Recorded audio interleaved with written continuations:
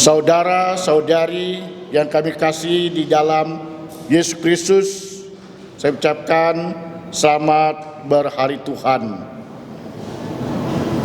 Sebelum kita mulai ibadah, mohon saudara-saudari yang membawa HP untuk sementara dimatikan atau disilentkan. Kita akan memulai ibadah kita dengan pujian nomor 1. Tuhan berada di bait suci-Nya.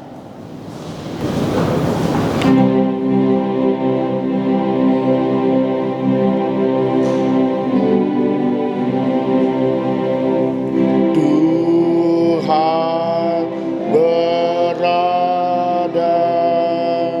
di bait suci-Nya, semua orang di hadapan Tuhan sujudlah, berdiam diri, sembah sujud.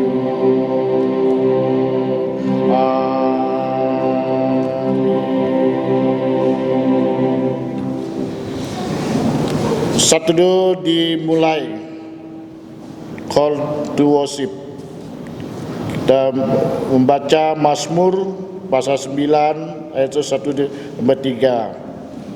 Psalm chapter 9 verse 3. Untuk pemimpin biduan menurut lagu Mutlaben, Mazmur Daud.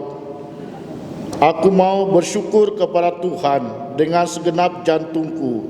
Aku mau menceritakan segala perbuatan-Mu yang ajaib. Aku mau bersukacita dan bersukaria karena Engkau. Bermazmur untuk nama-Mu yang Maha Tinggi. Amin. Satu dulu selesai.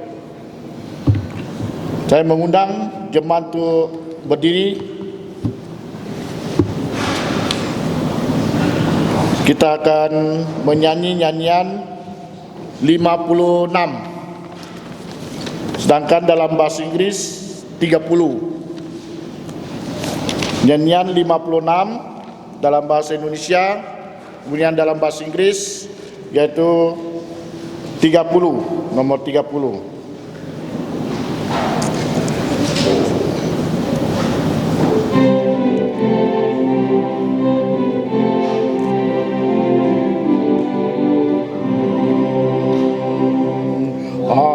Semua ciptaannya bernyanyi dan pujilah, haleluya, haleluya.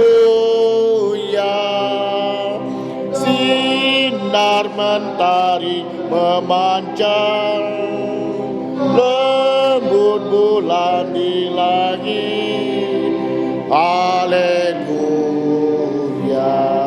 haleluya, haleluya, haleluya, haleluya. Air jernih mengalirlah bagai musik hidung indah, haleluya, haleluya. Kaulah sumber terang bakar yang memberi kehangatan, haleluya, haleluya, haleluya, haleluya, haleluya. Air semua ciptaannya, bersujud dan menyembahlah. Haleluya, haleluya. Puji Bapa, Putra dan Roh, puji Dia Allah yang esa. Haleluya, haleluya, haleluya, haleluya, haleluya.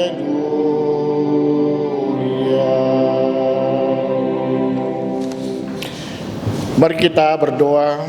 Silakan tundukkan kepala di hadirat Tuhan. Bapa Surgawi, Allah pencipta langit dan alam semesta, di pagi hari ini kami seluruh anak-anak-Mu bersyukur dapat datang ke rumah Tuhan untuk berhari Tuhan. Ini adalah kesempatan yang terindah dalam hidup kami masing-masing yang Tuhan sudah berikan pada kami. Kami bersyukur Tuhan sudah memimpin kami melewati hari-hari kami, dari minggu ke minggu, bulan lepas bulan, bahkan tahun lepas tahun. Kami masih di tangan pengasih Engkau. Pagi ini kami melihat karya-Mu begitu agung, begitu indah. Kami sungguh tertegun dan kami menyerahkan hidup kami kepada Engkau. Kiranya Tuhan ampuni segala dosa dan kesalahan kami. Kami menyerahkan ibadah kami pagi ini dari awal, pertengahan sampai akhirnya hanya di dalam nama Tuhan Yesus Kristus yang sudah mengajar kami berdoa, yaitu doa Bapa kami. Bapa kami yang di sorga, dikuduskanlah nama-Mu, datanglah kerajaan-Mu, dilaksanakanlah kehendak-Mu di bumi seperti sorga. Berikanlah kami pada hari ini makanan harian kami, dan ampunilah kami akan kesalahan kami, seperti kami juga mengampuni orang bersalah kepada kami. Dan janganlah membawa kami ke dalam pencobaan, tetapi lepaskanlah kami daripada yang jahat. Karena Engkaulah yang mempunyai kerajaan dan kuasa dan kemuliaan sampai selama-lamanya. Amin. Gloria Patria.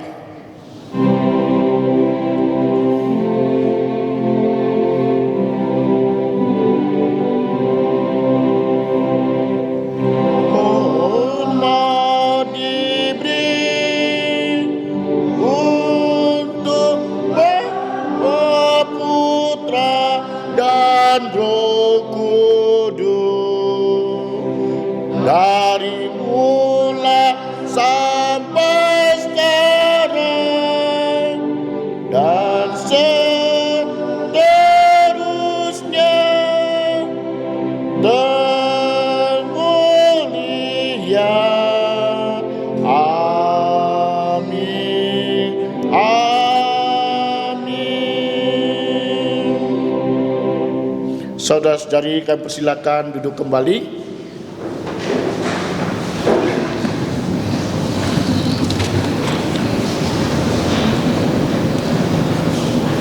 Pagi ini bacaan bertanggapan diambil dari Roma pasal 6 ayat 15 sampai 23. Bacaan tanggapan kita pada pagi ini diambil dari Roma pasal 6 ayat 15 sampai 23.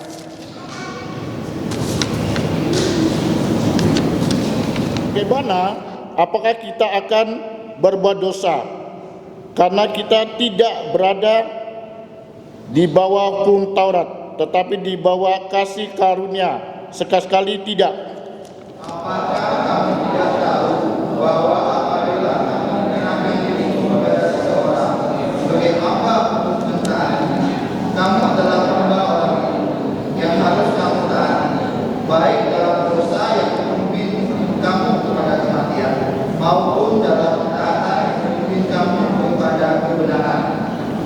Tetapi syukurlah kepada Allah, dahulu memang kamu hamba dosa, tetapi sekarang kamu dengan segenap jantung telah mentaati pengajaran yang telah diteruskan kepadamu. Kamu telah dibebaskan dari dosa dan menjadi hamba kebenaran.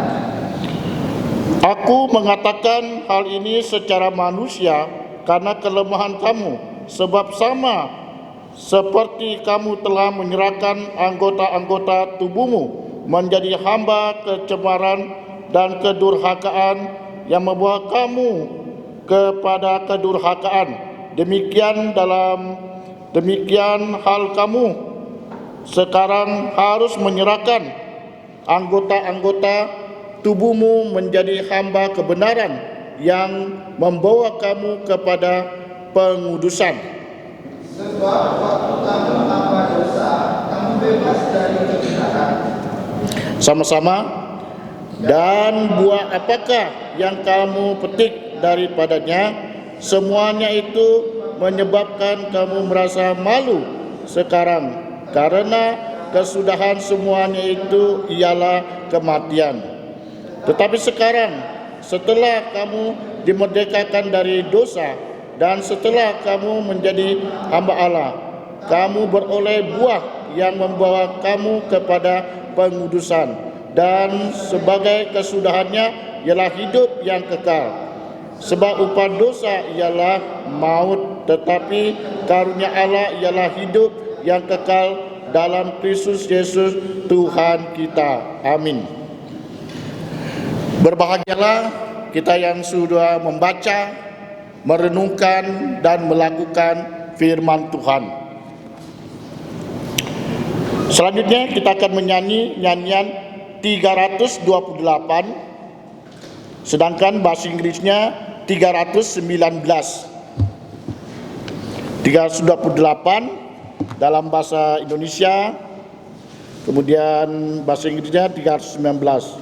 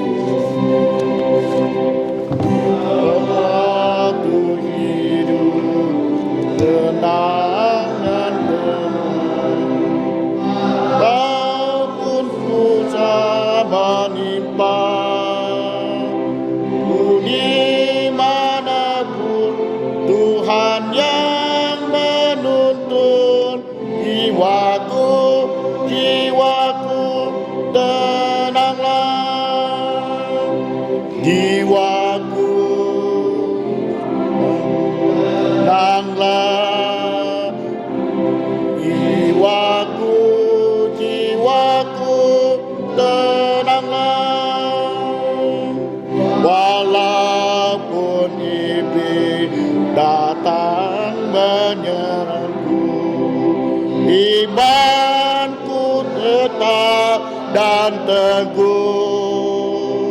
ada Tuhan yang menyelamatkanku, darahnya yang menebuskanku.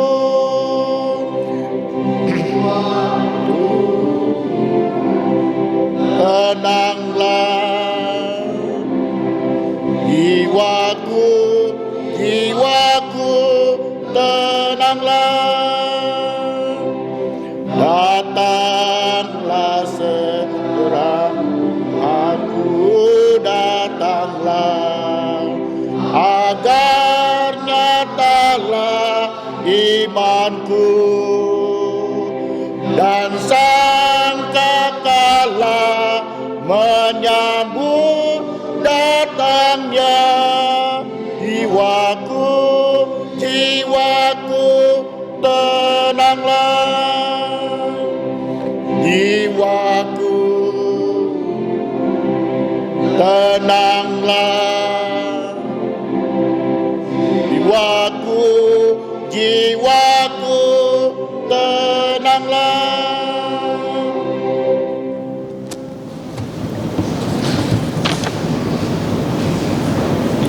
Selanjutnya yaitu ayat hafalan kita. Silakan lihat di buletin. Matius 15 ayat 28. Kita menghafal 3 kali berturut-turut. Matius 15 ayat 28. Kita mulai. 1, 2, 3. Matius pasal 15 ayat 28. Maka Yesus menjawab dan berkata kepadanya, "Hai wanita, besar imanmu, maka jadilah kepadamu seperti yang kau kehendaki." Dan pada jam itu juga anaknya sembuh. Matius pasal 15 ayat 28. Maka Yesus menjawab dan berkata kepadanya, "Hai wanita, besar imanmu, maka jadilah kepadamu seperti yang kau kehendaki." Dan pada jam itu juga anaknya sembuh. Sekali lagi ya. Matius pasal 15 ayat 28. Maka Yesus menjawab dan berkata kepadanya, "Hai wanita, besar imanmu, maka jadilah kepadamu seperti yang kau kehendaki." Dan pada jam itu juga anaknya sembuh. Selanjutnya kita melihat watak gereja. Adapun watak gereja pada hari ini, pada pagi ini, pertama, perjamuan Tuhan akan diadakan minggu depan. Setiap orang yang sudah dibaptis serta reafirmasi iman diharapkan mempersiapkan diri. Kedua, kelas PDA akan segera dimulai pada bulan September untuk jemaat yang ingin dibaptis dewasa, baptis anak, reafirmasi iman atau pindah anggota bisa mengikuti kelas ini.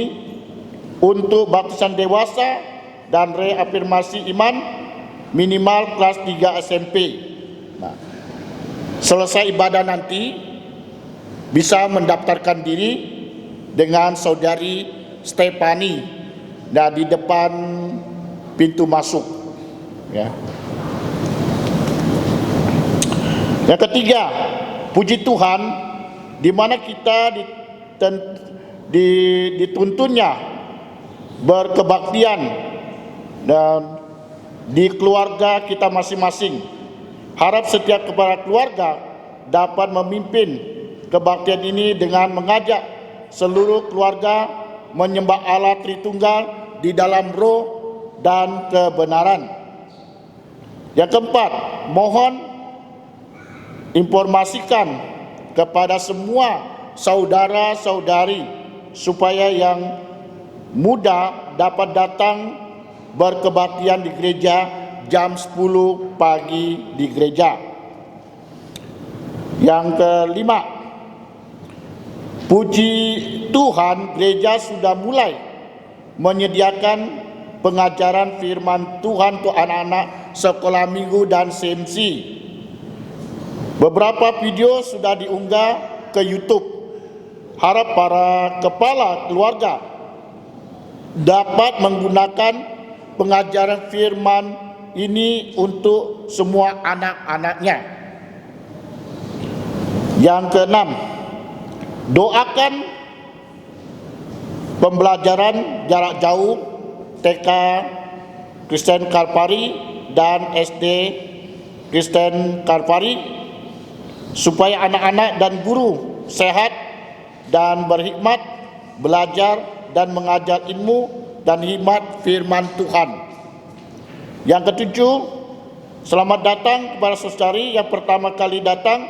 Kami menyambut dengan senang hati. Kalau ada yang pertama kali datang, saya persilakan untuk bangkit berdiri supaya diambil foto.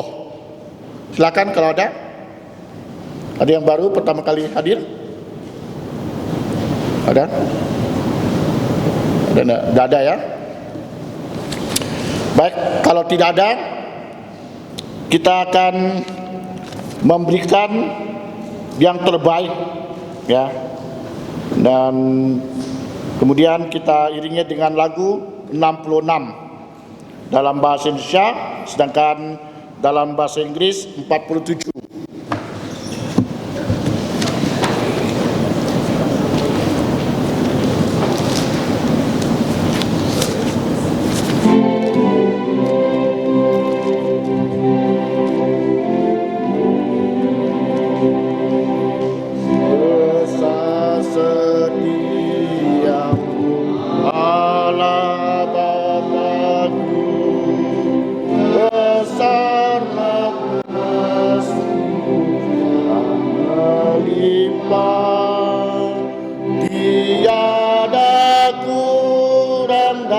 Tidak berubah, sempurna dan tetap selamanya. Besar setiamu, besar setiamu, Dia pagi berikan rahmat baru. Segala yang ku perlu Kau sediakan. Besar setiamu kepadamu. Musim pun berganti, musim apapun, hari pun berganti, hari baru. Alam semesta dan semua ciptaanmu menyaksikan kasih setiamu. Besar setiamu, besar setiamu, Dia pagi berikan rahmat baru. Segala yang ku perlu Kau sediakan.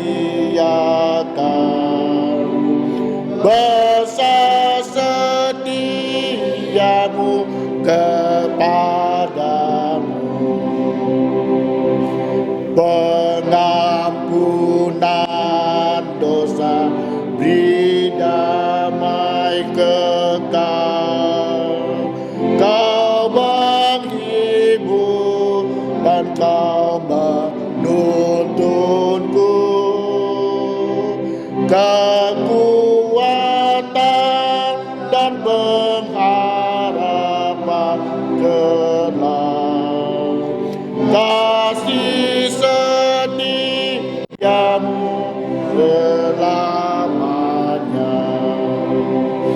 Besar setiamu, besar setiamu, Dia pagi berikan rahmat baru.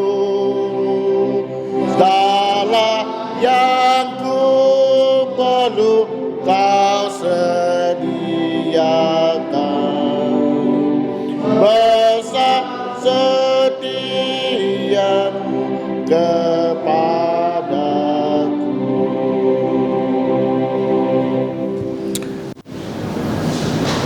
Saya mengundang saudara-saudari untuk bangkit berdiri.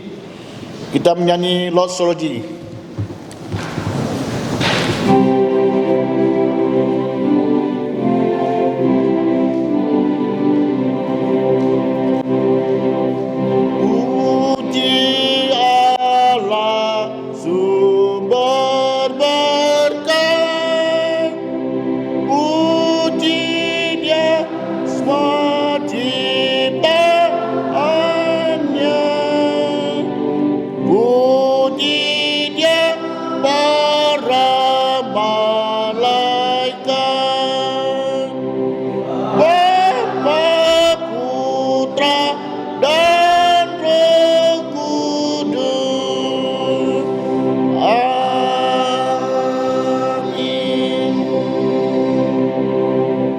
Mari kita tundukkan kepala.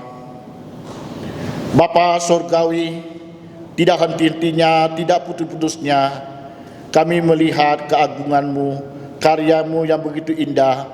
Di pagi hari ini kami sungguh bersyukur dapat membawakan persembahan kehadirat Engkau. Kiranya persembahan dan dapat berkenan kehadirat-Mu dapat dipakai sebagai persembahan yang hidup, yang berkenan kehadirat Engkau. Kiranya Tuhan pakai untuk kemuliaan Tuhan. Kami menyerahkan fungsi gereja berkhidmat untuk mengatur keuangan, bila untuk kemuliaan Tuhan, nama Tuhan dimuliakan dan ditinggikan. Kami serahkan persembahan ini dalam tangan Tuhan. Tuhan berkati hanya di dalam nama Tuhan Yesus Kristus yang berdoa ucap syukur. Amin. Saya persilakan saudara untuk duduk kembali.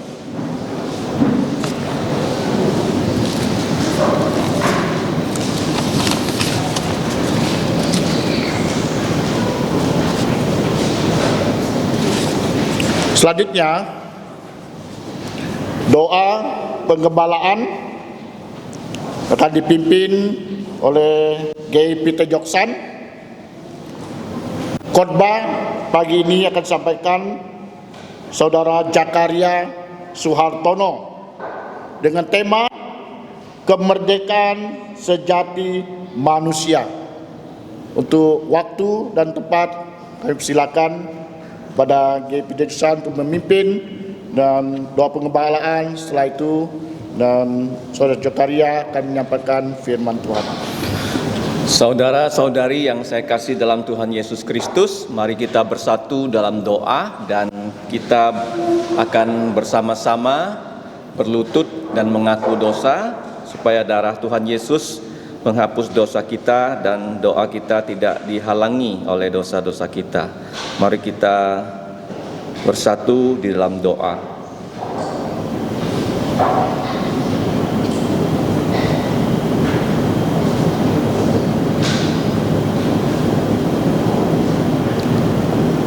Allah yang Tahakwa, Allah yang Maha Tahu, yang Maha Hadir, dan yang Maha Kuasa. Tetapi juga Bapa kami di surga, Bapa dari Tuhan dan Juru Selamat kami, Yesus Kristus, yang sudah mengasihi kami, orang-orang yang berdosa. Ya Bapa, kami mengucap syukur untuk anugerah keselamatan yang gratis di dalam Putra-Mu Tuhan Yesus, yang sudah rela menjadi manusia sejati, walaupun ia tetap Allah yang sejati, meninggalkan surga mulia, raja segala raja, menjadi budak dari segala budak, untuk menjadi Adam yang terakhir, mewakili kami, keturunan Adam yang sudah jatuh dalam dosa.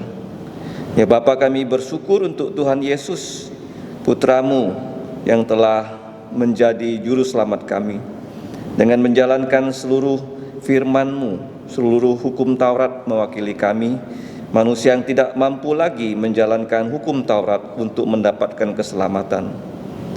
Kami juga bersyukur Tuhan Yesus sudah mengorbankan segala-galanya, bahkan nyawanya.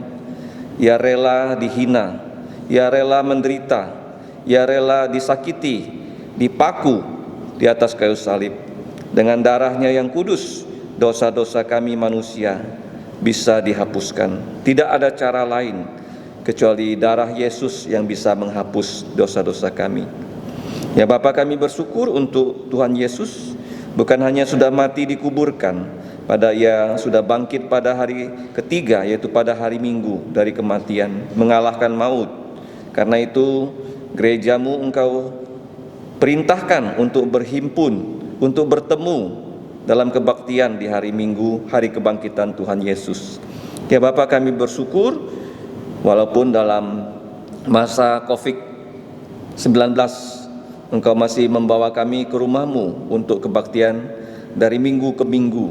Engkau menjaga kami, memberikan kami kesehatan jiwa dan juga kesehatan tubuh sehingga kami bisa bersekutu. Ya Bapa, kami sadar dalam hidup kami setelah melakukan dosa dalam pikiran, perkataan, perbuatan. Karena itu ya Bapa, mohon belas kasihan-Mu Dengan darah Yesus Engkau menghapus pelanggaran kami, dan Engkau mengurapi kami pada saat ini, agar kami dapat menerima pemberitaan firman-Mu, dan bukan hanya firman-Mu ditanam dalam lubuk jantung kami akan mau menjadi pelaku dan pewarta dari firman-Mu. Demikian juga anak-anak di kelas sekolah minggu yang berkebaktian sekolah minggu. Pakailah ya Bapa, guru yang menuntun mereka, dan video yang akan mereka tonton, kiranya benih firman-Mu juga dapat berbuah dalam kehidupan mereka, membawa mereka bertobat dan percaya Tuhan Yesus. Di tengah-tengah kami ya Bapa, ada yang pertama kali datang ke gereja. Bukakanlah lubuk jantung mereka untuk mengenal siapa Tuhan Yesus.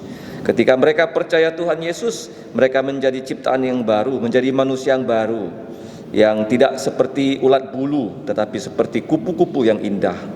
Ya Bapa, para remaja, remaji, pemuda-pemudi, dan orang dewasa yang pagi ini sudah datang, kami kembali mau menyerahkan hidup kami ke dalam pimpinan-Mu.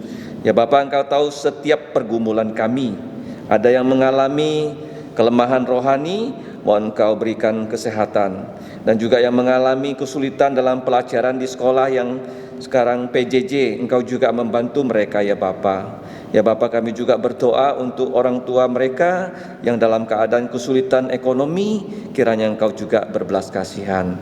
Secara khusus kami juga berdoa untuk keluarga kami yang tidak tinggal di Indonesia, tapi tinggal ke tempat yang jauh di luar negeri. Kami mohon Kau menyertai mereka, apa yang mereka perlukan, mohon Kau siapkan.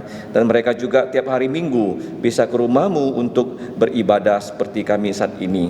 Kami juga teringat untuk keluarga dari Saudara Salino yang berada di Jawa, yang berada di Malaysia. Kiranya Engkau menjaga mereka dan memberikan mereka apa yang mereka perlukan.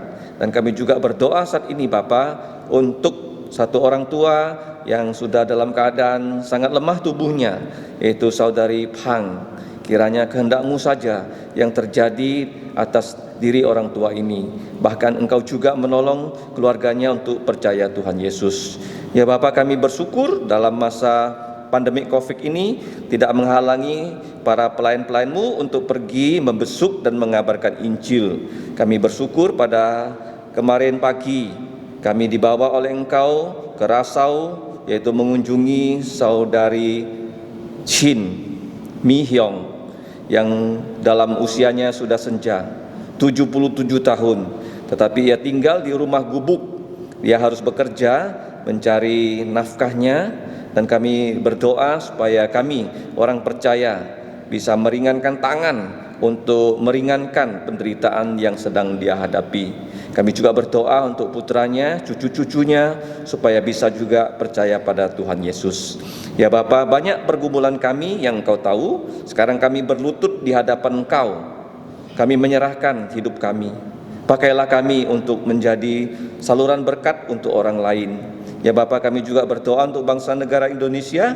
Kiranya Indonesia semakin baik menangani COVID-19. Engkau berbelas kasihan supaya orang-orang di Indonesia bisa disiplin menjalankan protokol kesehatan. Dan juga Engkau berikan yang paling penting, yaitu vaksin dapat ditemukan dan diuji coba dan aman untuk dipakai menyembuhkan penyakit COVID-19. Ya Bapa, kami serahkan ya Bapa untuk setiap kami saat ini yang mau mendengarkan firman-Mu. Kiranya Roh Kudus menjadi Maha Guru kami. Engkau juga mengurapi Saudara Zakaria dengan kuasa Roh Kudus, agar dia menjadi pemberita firman-Mu yang memberkati semua kehidupan kami. Bukan hanya kami dikenyangkan dengan firman-Mu, kami juga mau bersaksi untuk Tuhan Yesus ketika kami meninggalkan ruangan ini. Demikian juga Bapa, doa kami dan ucapan syukur kami naikkan hanya di dalam nama Tuhan Yesus Kristus. Amin. Silakan duduk. Saya mengucapkan selamat pagi kepada Bapak Ibu Saudara-saudari yang terkasih di dalam Tuhan. Kita buka kembali di kitab Roma pasal yang ke-6 ayat 15 sampai 23 yang tadi sudah kita baca sebelumnya. Saya hanya akan membacakan satu ayat di ayat 22. Tetapi sekarang setelah kamu dimerdekakan dari dosa dan setelah kamu menjadi hamba Allah, kamu beroleh buah dan membawa kamu kepada pengudusan, dan sebagai kesudahannya ialah hidup yang kekal. Kita bersyukur atas pembacaan firman Tuhan. Kalau kita melihat tema hari ini adalah kemerdekaan sejati manusia. Apa itu merdeka? Apakah kita sudah merdeka? Kita mungkin sadar bahwa saat bulan Agustus ini tiba, kita dengar bahwa kembali bagaimana Indonesia telah merdeka, 75 tahun merdeka, dan dulu Indonesia dijajah oleh Belanda dan juga Jepang. Dan kemerdekaan direbut bukan hanya karena perjuangan, tapi juga banyak darah yang tertumpah. Dan kita melihat suasana kemerdekaan mungkin tidak terlalu terasa karena COVID-19. Tapi saya percaya bahwa kita mengerti sendiri apa itu merdeka. Jadi kata merdeka bukan kata yang spesial, yang besar. Kita mengerti merdeka secara sederhana adalah kita bebas dari sesuatu, terutama bebas dari penjajahan dan perbudakan. Nah, menariknya kalau kita melihat Roma pasal 6 ayat 15 sampai 23, Lembaga Alkitab Indonesia saja memberi judul 2 macam perhambaan. Dan kata hamba ini kata budak. Jadi secara sederhana manusia hanya ada dalam 2 kategori. Kita budak apa? Di ayat 16, apakah kamu tidak tahu bahwa apabila kamu menyerahkan dirimu kepada seorang sebagai budak untuk menaatinya, kamu adalah budak orang itu, yang harus kamu taati baik dalam dosa yang memimpin kamu ke dalam kematian, maupun dalam ketaatan yang memimpin kamu kepada kebenaran. Kita sebenarnya budak siapa? Karena di sini jelas sekali menjelaskan kepada kita bahwa kita kalau nurutin seseorang, kita adalah budak orang itu. Dan hanya ada 2 perhambaan di dunia ini terhadap manusia. Pertama, apakah kita budak dosa yang membawa kita nanti kepada kematian, atau kedua, kita adalah budak kebenaran yang membawa kita kepada kebenaran, budak yang taat. Yang mana kita? Kita mungkin merasa kita sudah merdeka sebagai bangsa Indonesia, tapi kita harus tahu ada satu hal yang kita kadang-kadang tidak sadari, bahwa setiap manusia adalah budak dosa. Kenapa? Karena Tuhan Yesus mengatakannya dalam Yohanes 8 ayat 34, "Aku berkata kepadamu, sesungguhnya setiap orang yang berbuat dosa adalah budak dosa." Apa maksudnya budak dosa? Seseorang yang diperhamba dosa, sehingga dosa menjadi tuan atas hidup manusia. Nah, kalau kita melihat kembali nanti di ayat 19, "Aku mengatakan hal ini secara manusia karena kelemahan kamu, sebab seperti kamu menyerahkan anggota tubuhmu menjadi budak kecemaran dan budak kedurhakaan." Ada 2 kata budak lagi muncul di sini. Budak dosa adalah budak kecemaran dan kedurhakaan. Apa maksudnya? Kecemaran ada sesuatu yang kotor, sesuatu yang menajiskan seseorang. Manusia yang belum percaya Tuhan Yesus, belum mengenal Tuhan Yesus, dan belum menerima Tuhan Yesus sebagai Tuhan dan Juru Selamat pribadi, sejak lahir ke dunia ini adalah budak dosa, budak kecemaran, dan budak kedurhakaan. Pikiran kita bisa kotor, perkataan kita bisa kotor, bisa najis, perbuatan kita bisa menajiskan kita. Dan masalahnya kita tidak punya kuasa untuk melawannya. Kita mungkin merasa bersalah karena hati nurani kita. Kita misalnya berbohong sama orang, kita merasa bersalah. Tapi merasa bersalah tidak cukup. Kenapa? Karena kita berusaha untuk tidak berbohong lagi, kita tidak bisa. Kenapa? Kita adalah budak dari dosa. Kita ingin tidak melakukan kejahatan, kita tidak ingin mencuri, kita tidak ingin melawan orang tua. Tapi kita tidak akan pernah bisa selama kita menjadi budak dosa.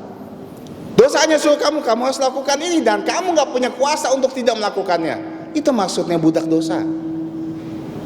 Pikiran kita najis, perkataan kita kotor, perbuatan kita bisa menumpahkan darah.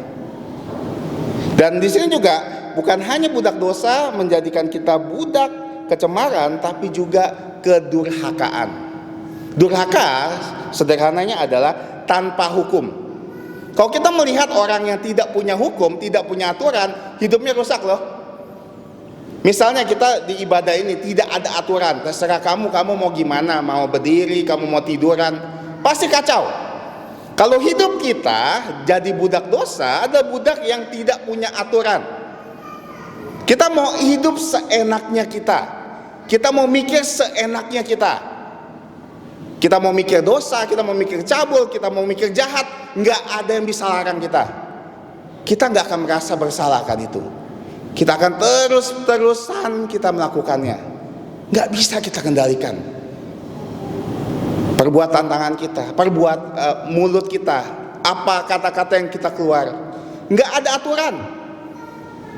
Disinilah artinya kita menjadi budak dosa. Dosa mengekang kita sehingga pikiran, perkataan, dan perbuatan kita tidak akan bisa menuju kebenaran. Selalu buat jahat, pikir selalu jahat, mulut selalu jahat, kelakuan selalu jahat. Dan ini ada status kita loh, semuanya sebelum mengenal Tuhan Yesus. Dan status kita, kalau di sini ada yang belum percaya Tuhan Yesus, sama. Mungkin hati nurani kamu bilang kamu merasa bersalah, tapi kamu gak akan bisa lepas, karena kamu diperbudak.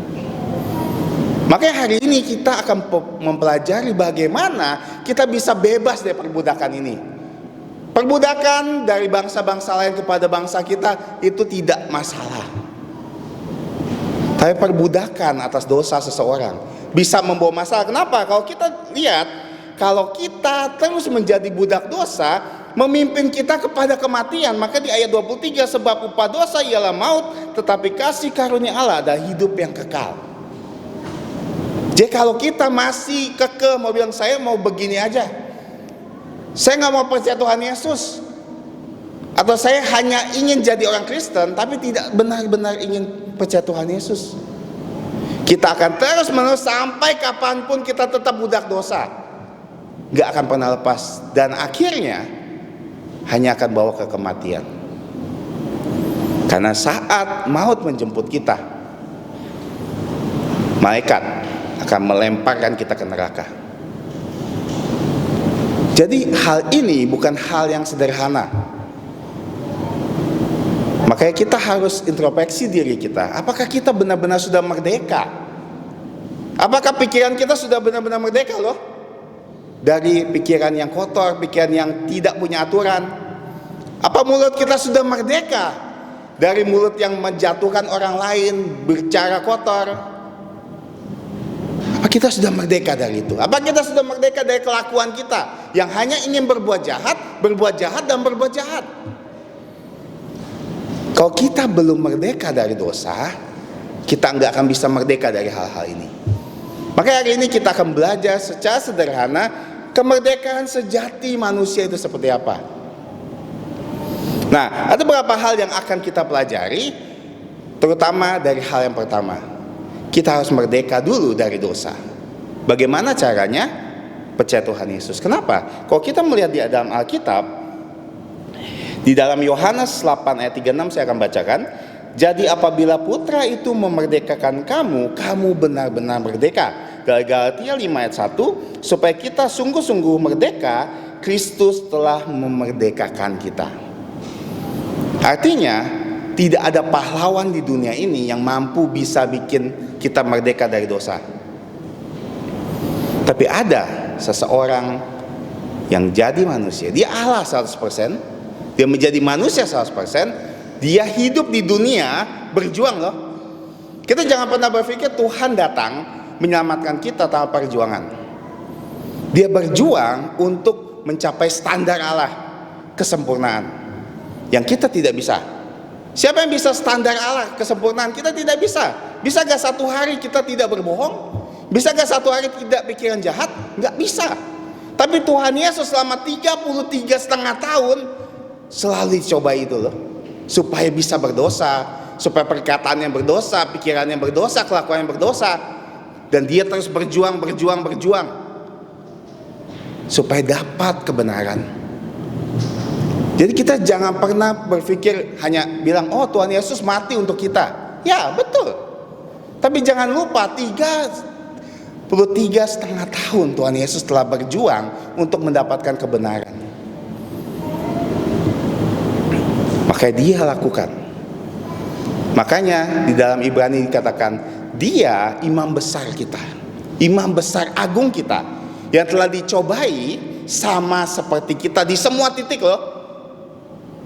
Dia pernah merasa susah, dia pernah merasa lapar, dia pernah merasa haus, dia pernah menangis.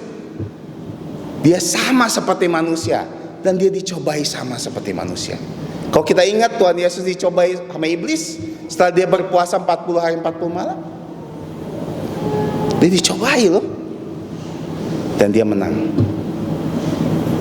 Makanya dia adalah luar biasa, lebih dari pahlawan dunia. Dia berjuang sampai dia mati, dan di kematiannya dia telah mencurahkan darah. Kalau pahlawan kita mencurahkan darah untuk kita, mati untuk kita, tidak bisa menebus dosa kita. Mungkin dia bisa memenangkan peperangan, tapi tidak bisa memenangkan peperangan sejati. Kenapa? Karena kita tahu musuh utama manusia adalah kematian. Setiap orang yang berdosa pasti mati. Jadi untuk mengalahkan musuh utama manusia, Tuhan Yesus juga harus mati. Kenapa? Untuk membuktikan dia bisa mengalahkan kematian. Kalau dia bilang saya bisa mengalahkan kematian, tapi dia tidak mati, seperti omong kosong. Tapi Tuhan Yesus, ucapannya bisa diterima, bisa dipercaya. Dia bilang saya akan mengalahkan kematian. Sebelum dia mati dia bilang saya telah mengalahkan dunia. Apa buktinya? Tuhan Yesus mati, 3 hari dia bangkit, mengalahkan kematian. Dan kita setelah itu, setiap orang yang percaya kepada Tuhan Yesus, kita bebas dari kematian. Karena orang yang mati di dalam Kristus, sudah percaya Tuhan Yesus, sudah mati, Alkitab katakan tidur loh, bukan mati. Jadi karena Tuhan Yesus akan bangkitkan lagi, akan dibangunkan dan dikasih tubuh mulia, hidup yang kekal. Makanya sangat penting untuk kita merdeka dari dosa. Dengan apa? Dengan percaya Tuhan Yesus. Karena banyak orang hanya menjadi orang Kristen, tapi tidak percaya Tuhan Yesus. Banyak orang datang ke gereja sangat rajin, tapi tidak percaya Tuhan Yesus. Bertahun-tahun datang ke gereja, melayani, melakukan ini dan itu, bahkan mengajar, menjadi hamba Tuhan, tapi nggak percaya Tuhan Yesus, dia tetap mati di neraka nanti. Permisi tanya, apakah kita sudah benar-benar percaya Tuhan Yesus? Bukan karena ikut-ikutan orang tua kita ngajak kita, bukan teman kita ngajak kita, bukan karena kita nggak enak kita datang ke gereja. Kenapa kita percaya Tuhan Yesus? Karena hanya Tuhan Yesus yang bisa buat kita merdeka dari dosa. Karena setelah kita merdeka dari dosa, apa yang terjadi dalam hidup kita? Memang di dalam tubuh kita yang dosa ini, kita masih bisa berbuat dosa ya. Kita tidak bisa bilang saya setelah percaya Tuhan Yesus saya tidak berdosa lagi, bukan. Tapi ketika kita percaya Tuhan Yesus, kita punya kebebasan untuk tidak melakukan dosa. Saat misalnya pikiran kita jahat, kita bisa meminta pertolongan Tuhan. Tuhan, saya pikirannya jahat. Kita bisa tidak pikiran jahat, pikiran yang baik. Omongan kita jahat, kita bisa ubah, karena kita sudah merdeka. Karena dosa tidak lagi ngekang kita. Hamba bukan lagi hamba kecemaran, bukan lagi hamba kedurhakaan yang tidak punya aturan, tapi kita bisa melakukannya. Dan di dalam hidup ini Tuhan akan memproses kita. Dalam prosesnya disebut pengudusan. Makanya kalau kita melihat di ayat 22, tetapi sekarang setelah kamu dimerdekakan dari dosa dan setelah kamu menjadi hamba Allah, kamu beroleh buah untuk membawa kamu kepada pengudusan. Dan proses pengudusan ini akan terjadi sejak kamu percaya Tuhan Yesus sampai kamu sebelum mati. Tuhan akan sempurnakan kamu tiap hari lepas tiap hari. Tuhan gak nuntut kamu waktu percaya Tuhan Yesus langsung jadi manusia sempurna. Enggak. Tuhan menuntut kita supaya kita sejak percaya Tuhan Yesus kita menjadi kudus. Artinya kudus seperti ini ya. Kita berusaha untuk tidak melakukan dosa. Kita berusaha tidak memikirkan dosa. Kita berusaha untuk tidak mengatakan dosa. Tapi saat kita melakukannya, kita minta ampun sama Tuhan, dan Tuhan akan sucikan dosa kita. Seperti itu. Dan kita akan berkembang naik tingkat. Itu saat proses yang disebut santifikasi, pengudusan. Saat kita percaya Tuhan Yesus, Tuhan akan membenarkan kita. Dan saat hidup kita sudah dibenarkan sama Tuhan, di mata Tuhan kita benar, dan kita perlu selalu dikuduskan, diperbaiki menjadi manusia lebih baik setiap hari. Dan dalam prosesnya banyak hal yang telah mengekang kita akan lepas loh. Banyak hal di dalam hidup kita akan lepas. Pertama, kita akan merdeka dari delusi. Delusi adalah pikiran yang jahat, pikiran yang tidak nyata. Kalau kita melihat di dalam Alkitab bahwa dalam Efesus 4:17-20 dikatakan, jangan lagi seperti orang yang tidak mengenal Allah dengan pikirannya yang sia-sia dan pengertiannya yang gelap. Ini delusi loh. Pikiran sia-sia, pengertian gelap, dan tidak mengenal Allah. Dan Alkitab katakan orang bodoh mengatakan tidak ada Allah. Jadi kalau pikiran kita masih seperti pikiran ini yang sia-sia, yang gelap, kita sebenarnya lagi terjebak dengan delusi, sesuatu yang tidak benar, tapi kita selalu pikir itu benar. Kalau di Roma pasal 1 dijelaskan kepada kita seperti apa pikiran yang sia-sia. Contohnya, mereka menggantikan kemuliaan Allah yang tidak fana dengan gambaran mirip manusia yang fana, burung-burung, binatang-binatang. Ini menjelaskan banyak orang yang pikirannya masih dikekang sama tahyul, sama penyembahan berhala. Mereka percaya dengan hal seperti itu. Percaya dengan patung yang harus disembah. Bukankah itu sia-sia, bodoh? Kenapa bisa bodoh?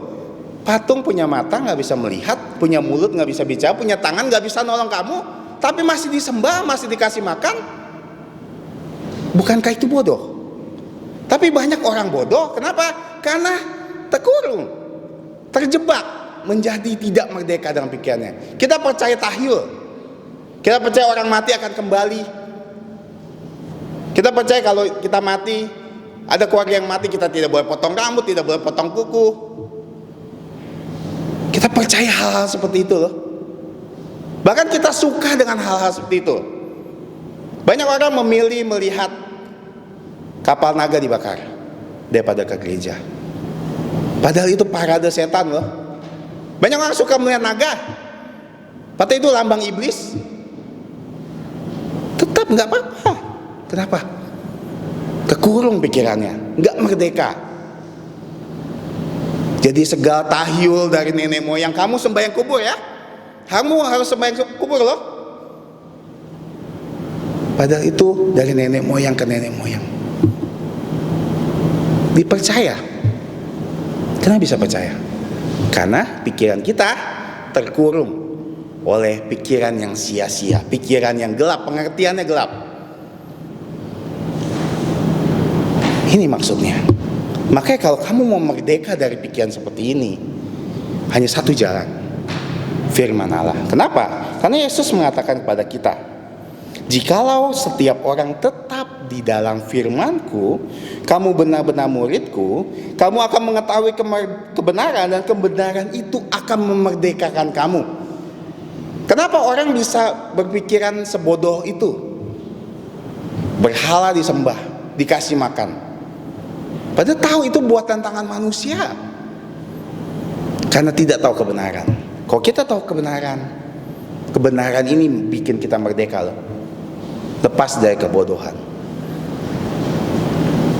Makanya Penting sekali kita tinggal di dalam firman Tuhan. Salah satu cara untuk kita bebas dari pikiran kita yang kotor, yang cabul, yang cemar, dan yang tahyul-tahyul seperti itu, kita percaya segala tahyul. Orang tua kita bilang seperti ini. Banyak sekali kalau kita listkan tahyul apalagi di orang-orang Cina. Banyak sekali. Dan masih banyak orang Kristen percaya. Artinya masih belum benar-benar merdeka loh pikirannya. Makanya kita harus terus tinggal dalam firman Tuhan. Artinya jadikan firman Tuhan rumah kita. Jangan jadikan tempat perhentian sementara. Yang kalau butuh, kalau ke gereja baru kita tinggal di sana. Tinggal di dalam firman Tuhan artinya setiap hari kita harus ada di dalamnya. Merenungkannya dan mempelajarinya. Itu artinya tinggal. Kalau kita enggak tinggal, kita akan terus dibodohi dengan pikiran sia-sia. Dan kedua, kita banyak tidak merdeka dari mulut kita. Kita tidak merdeka dari dusta, dari kata-kata kotor, dari bagaimana kita mengeluarkan kata-kata yang tidak pantas untuk orang. Kita menjatuhkan orang lain, kita mengomongin orang lain, gosipin orang lain. Ini seperti, kita bayangkan seperti ini ya. Lidah kita harusnya ikutin apa yang kita mau kan? Kenapa? Karena lidah kita harusnya menjadi budak kita. Dia harus ngurutin apa yang kita mau. Tapi banyak di antara kita, lidah kita jadi tuan kita. Kenapa? Karena kalau tuan kita mau ngomong ini, kita nggak bisa hentikan. Artinya lidah kita jadi tuan kita. Dia mau ngomong kotor, dia mau mencelakakan orang lain dengan omongannya, dia mau ngomongin orang lain, kita nggak bisa kendalikan. Artinya kita belum merdeka loh dari perkataan-perkataan dusta, perkataan-perkataan yang tidak membangun. Maka kembali lagi, saat kita memperkatakan firman Tuhan yang akan merdekakan kita. Kalau kita mau omongan kita baik, baca terus firman Tuhan, hafalkan terus firman Tuhan, maka kita akan jadi baik. Omongan kita akan selalu baik. Tapi kalau kita mengumpul dengan orang-orang yang suka gosip, yang suka ngomong kata-kata kotor, otomatis 1-2 kata pasti kita serap dan kita omongkan. Karena bahasa seperti itu. Semakin kita tenggelam di suatu tempat, kita seharusnya akan terpengaruh dengan bahasa itu. Seperti sebuah kesaksian, di Jakarta ada seorang pasangan muda, karena mereka dua bekerja dan mereka warga keturunan Cina, dan asisten rumah tangganya adalah seorang Jawa, Medok Surabaya. Karena selalu ditinggal sama bapak ibunya, dan anak ini ditinggal dari kecil dengan asisten rumah tangganya. Apa yang terjadi dengan anak ini? Anak ini bahasanya Surabaya, Jawa, Medok. Kenapa bisa begitu? Karena setiap hari ngomongnya sama orang ini.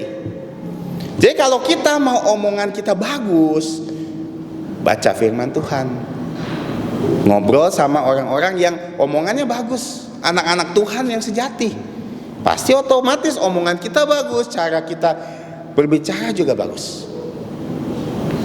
Dan yang pasti firman Tuhan yang akan buat kita sempurna. Dari mulut kita, apakah kita sudah merdeka?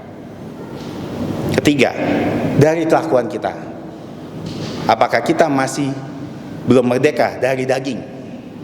Kalau kita melihat Galatia, ada perbuatan daging dijelaskan di situ. Galatia 5:19-21. Di sini katakan, perbuatan daging yaitu percabulan, kecemaran, hawa nafsu, penyembahan berhala, sihir, perseteruan, perselisihan, iri hati, amarah, kepentingan diri sendiri, pencideraan, roh pemecah, kedengkian, kemabukan, pesta pora, dan lain sebagainya. Dan itu adalah list daftar perbuatan daging. Apakah hidup kita melakukan hal-hal itu? Coba baca lagi, dan di mana yang kita lakukan? Apakah perbuatan kita hawa nafsu, percabulan, kecemaran, iri, kedengkian, pesta pora? Kalau kita ikut daging kita terus, kita akan terus jadi budak daging. Hidup kita hanya ingin memuaskan hawa nafsu kita. Tapi kunci dari pasal ini adalah hidup oleh Roh. Saat orang percaya Tuhan Yesus, dia mendapatkan Roh Kudus. Roh Kudus tinggal di dalamnya. Dan Roh Kudus akan memimpin seseorang kepada kebenaran. Tapi permasalahannya, kadang-kadang kita tidak mau dipimpin oleh Roh Kudus. Makanya di firman Tuhan katakan, kamu harus memberi dirimu untuk dipimpin oleh Roh Kudus. Kasih diri kita dipimpin. Seperti contoh, kalau Roh Kudus suruh kamu rajin ke gereja, kamu bisa nurut nggak nurut loh. Kenapa? Karena kamu bukan robot. Bisa nurut, bisa nggak nurut.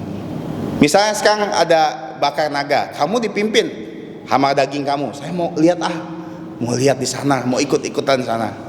Roh Kudus bilang nggak boleh. Kamu mau nurutin yang mana? Kalau kamu masih mau nurutin daging kamu, berarti kamu masih diperbudak sama kedagingan kamu.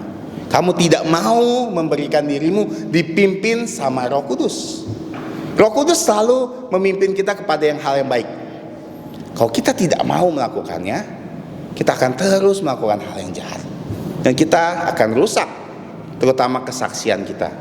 Karena kalau orang sungguh-sungguh percaya Tuhan Yesus ya, benar-benar percaya Tuhan Yesus, dan dia masih bergumul dengan dosa, dan dia melakukan banyak dosa, keselamatannya nggak hilang loh.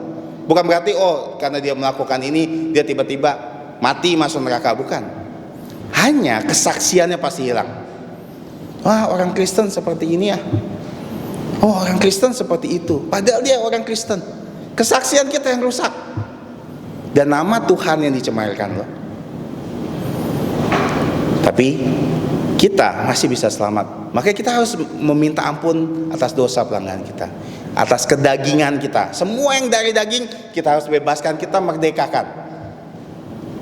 Yang keempat, kita harus merdeka dari dependensi. Apa itu dependensi? Dependensi ada ketergantungan terhadap sesuatu, atau bahasa lainnya kecanduan. Banyak kita ini kecanduan akan sesuatu. Apapun itu, kecanduan hanya dua jenis. Satu, kecanduan mengkonsumsi sesuatu, atau kecanduan melakukan sesuatu. Dan kita cenderung banyak yang kecanduan tapi nggak sadar dan tidak mau mengakuinya. Kita punya candu sendiri. Nggak semua candu itu jelek. Maksud saya, nggak semua yang kita lakukan itu jelek. Tapi saat kita kecanduan, itu akan jadi dosa. Misalnya, nggak salah kamu main HP, nggak salah. Tapi kalau main HP itu menjadi kecanduan kamu, itu jadi dosa. Nggak salah kamu bisa nonton YouTube. Tapi tontonan kamu bisa salah, kok canduan kamu dosa. Misalnya kamu nonton pornografi, dosa. Dan kamu kecanduan, habis. Kamu kecanduan rokok, minuman keras. Kamu kecanduan judi. Hal-hal seperti itu udah pasti tidak baik. Tapi bisa kecanduan gosipin orang, kecanduan belanja, kecanduan yang hal-hal sederhana kadang-kadang kita sepelekan. Artinya kalau kita kecanduan, artinya kita nggak bisa lepas loh. Kita jadi budak dari candu itu. Apapun itu, kita masing-masing tahu kita candu akan sesuatu apa. Tapi kalau kita tidak bisa lepas, misalnya satu hari saya nggak bisa lepas dari ini. Misalnya saya kecanduan main game, nggak bisa. Satu hari nggak main game rasanya, wah, jiwa saya merana. Satu hari nggak posting sesuatu di IG story, atau satu hari nggak main TikTok, merana hidup saya. Itu udah jadi kecanduan loh. Main game, apapun itu bisa jadi kecanduan kita. Nonton bisa jadi kecanduan kita. Kalau kita hidup tanpa itu, Itu jadi kecanduan. Coba pikirkan satu bayangan kecil ya. Kita di surga, kita nggak main HP lagi, oke? Di surga kita nggak main TikTok lagi. Di surga kita nggak main IG lagi. Segala macam kita nggak akan lakukan itu, saya rasa. Apakah kita bisa tahan? Coba kita tanyakan diri kita sendiri. Saya tahan gak ya di surga? Ada yang berpikir seperti itu. Karena saya mendengar ada orang yang berpikir seperti itu. Saya di surga gak bisa melakukan ini lagi. Karena candu, kecanduan. Dan kecanduan hanya satu cara, yaitu kita harus lepaskan. Gak ada cara lain. Lepaskan kecanduan itu. Nah, Tuhan Yesus mengatakan, waktu Tuhan Yesus berdoa di Getsemani, ada satu pesan yang diberikan kepada murid-muridnya. Dan ini sebenarnya pesan yang sangat penting juga untuk kita semua. Dan ini salah satu langkah. Banyak langkahnya, salah satu langkahnya adalah bagaimana kita harus berjaga-jaga dan berdoa. Apa maksudnya berjaga-jaga? Berjaga-jaga artinya jangan sampai kita terjebak lagi candu kita, ketergantungan kita, apapun itu ya. Jangan terjebak. Makanya kalau kita melihat di 2 Timotius 2:22 ada kata jauhi nafsu orang muda atau larilah dari nafsu orang muda. Kalau candu kamu menggoda kamu harus lari loh. Seperti Yusuf. Yusuf memang bukan kecanduan, tapi Yusuf tahu dia sedang dicobai sama istri Potifar. Apa yang dia lakukan? Dia lari supaya dia tidak berdosa. Kita harus lari dari candu kita, apapun itu. Misalnya kita kecanduan berjudi. Kalau kita ngelihat orang lagi berjudi, lari. Jangan malah dideketin. Kita suka bergosip, ada orang lagi gosip, kita lari. Jangan didekati. Caranya lari. Jangan sampai itu menjadi pencobaan untuk kita. Kita jangan sampai apapun itu loh. Banyak orang nggak tahu apa yang kamu lakukan diam-diam. Yang mungkin orang tua kamu nggak tahu kamu lakukan apa, dan itu menjadi kecanduan kamu. Kamu nggak bisa lepas. Lari. Jangan sampai kamu kasih kesempatan iblis untuk goda kamu. Apapun itu. Dan kedua, berdoa. Berjaga-jaga dan berdoa. Dan di doa kita tahu jangan bawa kami ke dalam pencobaan, oke? Tapi jangan membawa diri kita sendiri ke dalam pencobaan. Jangan merasa saya kuat. Jangan seperti itu. Saat kita berdoa, kalau kita melihat Yakobus 4:7, tunduklah kepada Allah, dan lawanlah iblis, maka ia akan lari. Nah, lihat ya, saat kita doa, kita tunduk sama Tuhan, iblis yang lari loh, bukan kita yang lari. Tapi saat cobaan datang menggoda kita lari, apapun itu. Tapi saat kita berdoa, iblis akan lari dari kita. Yang kelima, kecanduan. Maksudnya kita harus merdeka dari dunia. Karena segala ada di dunia adalah keinginan daging, keinginan mata, dan keangkuhan hidup bukan berasal dari Bapa. Dan Yakobus 4:4 katakan, persahabatan dengan dunia adalah permusuhan dengan Allah. Jangan sampai kita nggak bebas dari dunia. Jangan sampai dunia itu nentuin hidup kita. Gaya rambut kita, pakaian kita, gaya kita berdandan, gaya kita berbicara, gaya kita berinteraksi dengan orang lain. Jangan sampai dunia yang pengaruhi hidup kita. Artinya kita diperbudak dunia. Dunia ngajarin ini, kita lakukan. Saya sedang membaca satu buku dari David Cloud, Dressing for the Lord. Artinya cara berpakaian untuk Allah. Dan baru bab awal saya baca, dan dia menjelaskan bahwa banyak tren brand-brand terkenal kayak Christian Dior dan banyak brand fashion, ternyata mereka bukan orang percaya. Banyak yang homo, banyak yang lesbian, dan tren-tren yang mereka keluarin laku keras loh di dunia loh. Bajunya bagus segala macam. Padahal Lihat, mereka hanya ingin mengarahkan kita kepada dunia. Alkitab katakan, jangan kita serupa dunia ini, tapi kita harus berubah melalui pembaharuan budi kita, supaya kita tahu yang mana kehendak Allah, mana yang baik, mana yang sempurna. Itu ibadah sejati kita. Kita harus merdeka dari dunia.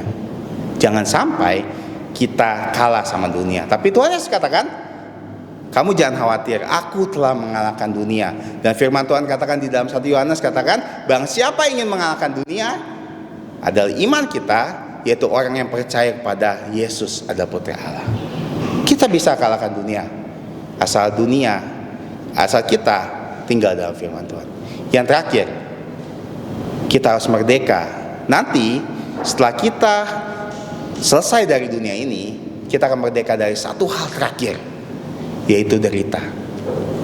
Karena di dunia ini hanya derita kan? Tangisan, air mata, permasalahan, semua derita. Anak bayi yang lahir itu tidak lebih baik daripada orang tua yang mati.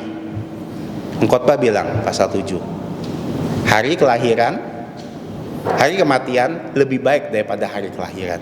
Kenapa? Karena kalau orang mati, masalahnya hilang loh. Apalagi kalau dia percaya Tuhan Yesus, masalahnya hilang, dia bebas dari segala macam penderitaan. Tapi dia nggak percaya Tuhan Yesus, dia akan makin menderita. Tapi orang yang lahir sebenarnya baru masuk ke dalam penderitaan loh. Bayi itu kecil kan, lucu kan, kita senang. Tapi dia akan merasakan namanya sakit, dia akan merasakan namanya duka cita, kehilangan, permasalahan, sampai dia dewasa dan dia mati. Makanya di sini kita belajar. Nanti Tuhan Yesus katakan di dalam Wahyu yang pasal yang ke-21, bahwa nanti Tuhan akan menghapus segala air mata dari mata mereka, atau mata setiap orang yang percaya kepada Tuhan Yesus, dan mereka tidak ada akan lagi perkabungan, ratap tangis, duka cita, segala sesuatu telah berlalu. Dan ini kesempurnaan keselamatan kita.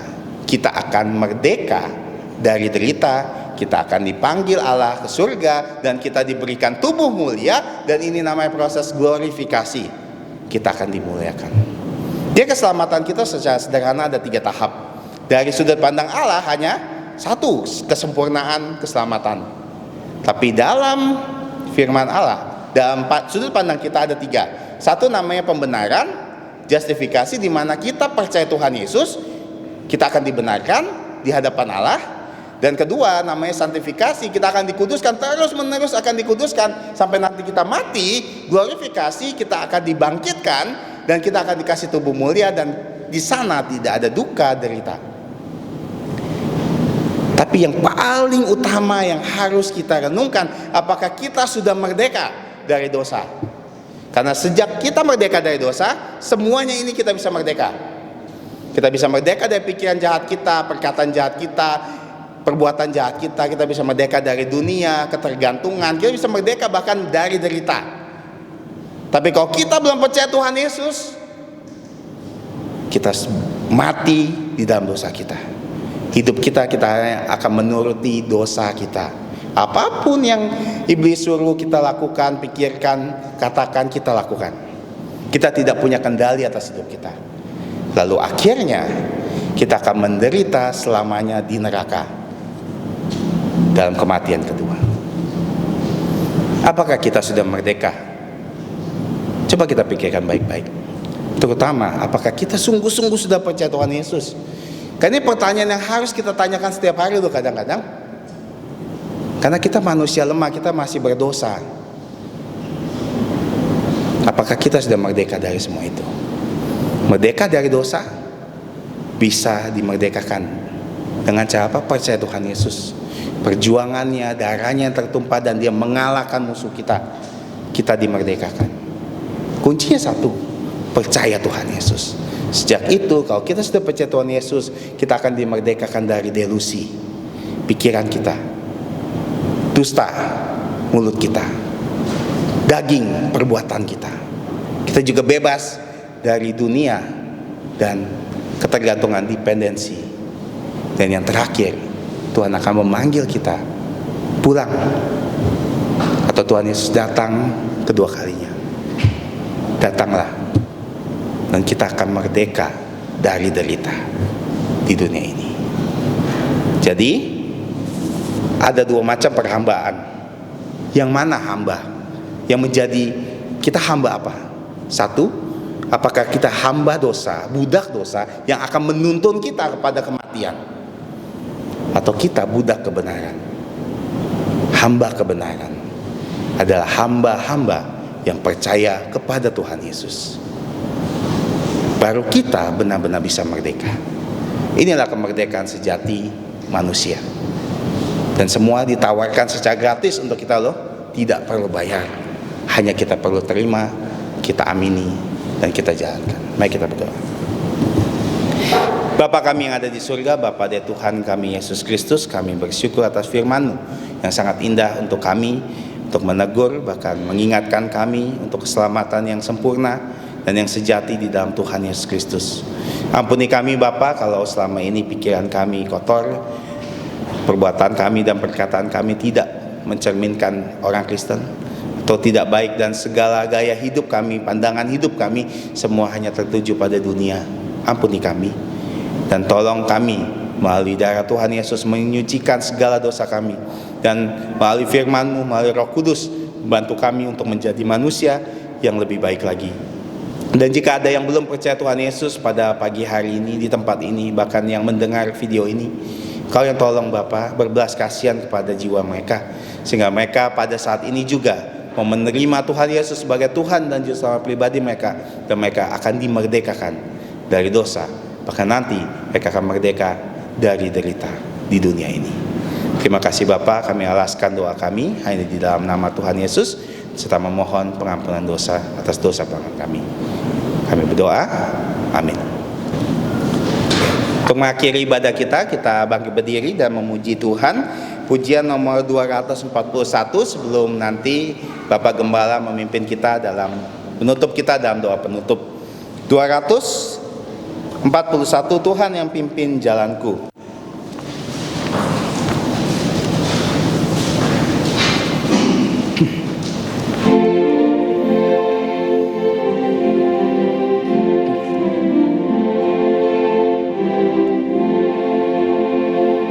Tuhan yang pimpin jalanku, tiada yang ku takutkan. Rahmat-Nya sungguh melimpah, yang mempedulikanku. Dalam imanku terhibur dan damai ku dapatkan. Apapun yang menimpaku, ada Tuhan sertaku. Apapun yang menimpaku, ada Tuhan sertaku. Tuhan yang pimpin jalanku, pada jalan berliku. Anugerah-Nya tersedia, Ia beriku roti hidup. Langkahku letih dan lemah, jiwaku pun dahaga.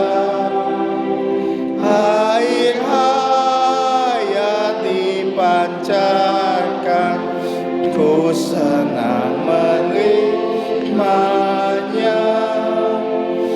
Air hayat senang menerimanya. Tuhan yang pimpin jalan, dengan kasih limpah-Nya, di bawah-Nya ku ke surga, ke tempat rumah Bapa. Ku kan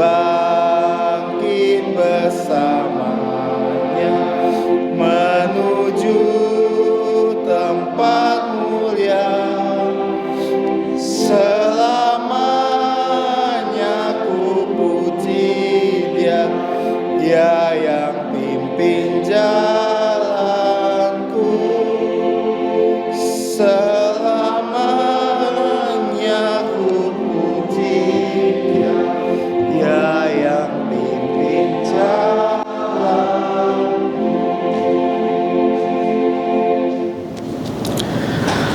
Jemaat yang dikasihi Tuhan Yesus, mari kita kembali bersatu dalam doa penutup. Bapa kami yang di surga, Bapa dari Tuhan kami Yesus Kristus yang adalah kepala gereja, kembali kami datang dalam doa penutup untuk memuliakan nama-Mu. Kami berterima kasih untuk jawaban doa kami. Kami berdoa supaya kebaktian ini Engkau sertai, Engkau sudah sertai, mulai dari detik pertama sampai detik terakhir.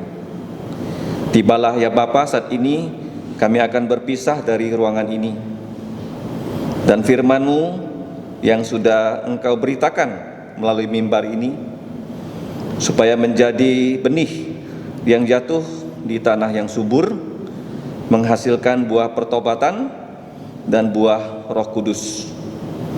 Kami akan berpisah, Engkau mengutus kami ke tempat kami masing-masing. Di antara kami ada yang mau melakukan perjalanan jauh, keluarga Dr. Jamis yang akan kembali ke Nangapinoh, Engkau sertai tiba di sana dalam keadaan baik. Dan kami yang akan kembali ke rumah kami masing-masing, baik sebagai pelajar, sebagai ibu rumah tangga, sebagai pekerja, sebagai pelayan-Mu, jadikanlah kami sebagai saksi Tuhan Yesus di semua lini tugas kami, agar mereka bisa melihat Tuhan Yesus dari hidup kami, dan mereka mau percaya pada Tuhan Yesus melalui kesaksian kami. Ya Bapa, kami percaya sesuai dengan firman-Mu, Engkau akan menjaga kami, supaya kami jangan tersandung oleh diri kami, oleh kedagingan kami, oleh dunia, bahkan godaan iblis. Hanyalah firman-Mu yang bisa menjaga kami. Dan kami percaya Tuhan Yesus segera datang, karena COVID-19 ini yang telah membuat dunia ketakutan. Itu adalah bongkahan es kecil dari gunung batu es besar, tentang tribulasi besar yang akan menimpa dunia ketika Yesus datang kedua kali. Dan firman-Mu berjanji bahwa kami yang percaya Yesus akan diangkat. Sebelumnya mereka yang mati dalam Tuhan Yesus akan dibangkitkan dengan tubuh mulia, menyongsong Yesus di angkasa. Inilah pengharapan kami yang setiap hari menjadi sukacita kami, karena Tuhan Yesus semakin dekat akan datang. Jangan sampai ya Bapa, keluarga kami ada yang tidak percaya Yesus. Jadikanlah kami sebagai pemberita Injil Yesus, supaya mereka semua bisa percaya Yesus. Ya Bapa, kepada-Mu-lah saja Allah kami yang esa, dan Juru Selamat kami Tuhan Yesus. Segala kemuliaan, kemegahan, segala kuasa, segala otoritas dari kemarin, hari ini, sampai selama-lamanya. Demikianlah ya Bapa doa kami, dalam nama Tuhan Yesus kami berdoa dan bersyukur. Amin. Amin. Amin. Amin.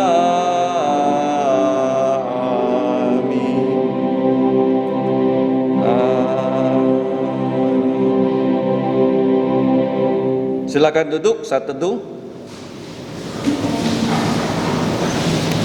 Tuhanmu menyertaimu, Tuhanmu melindungimu.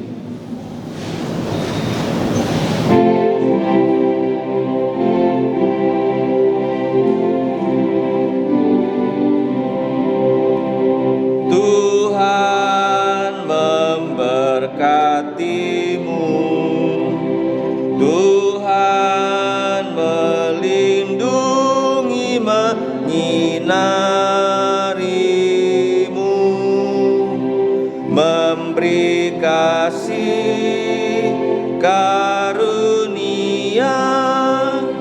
Tuhan menyinarimu dengan wajahnya,